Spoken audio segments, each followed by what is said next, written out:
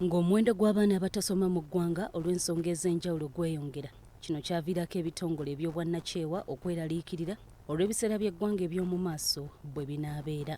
Ng'oggyeko eky'abaana obutasoma, okutulugunya abakozi ku mirimu wamu n'obutassa kitiibwa mu ddembe ly'abuntu nabyo bye bimu ku biwaliriza bannakyewa abeegattira mu kitongole ekya Eddemba nga kino kirafuuba n'okukola ku nsonga ez'omu nsi yonna.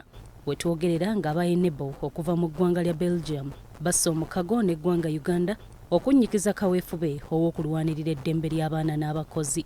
Kaweefube ono avujjiriddwa ekitongole ki European Union era ng'omukago guno ogw'emyaka 5 gwakusookera mu bitundu bya Busoga kubanga kizuuliddwa nti eno ye wasingayo omuwendo ogw'abaana abatasoma.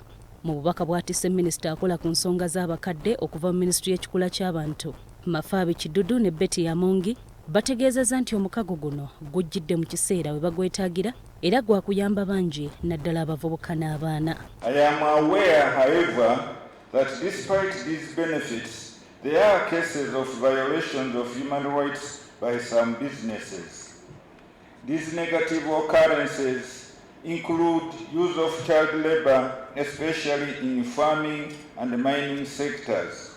Amongi agamba nti omuwendo gw'abaana abatasoma nga bataayaaya gulinnye wamu n'abakozi abatulugunyizibwa ku mirimu gamba ng'obutasasulwa, obutafuna bwenkanya n'ebirala bingi.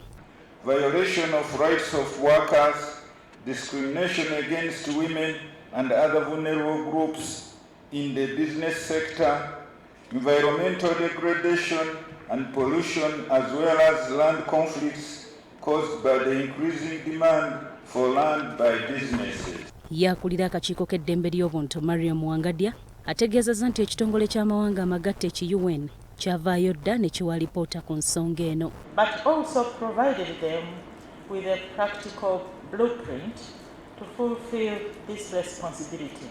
The UN Guiding Principles on Business and Human Rights are now an international standard guiding companies to prevent harm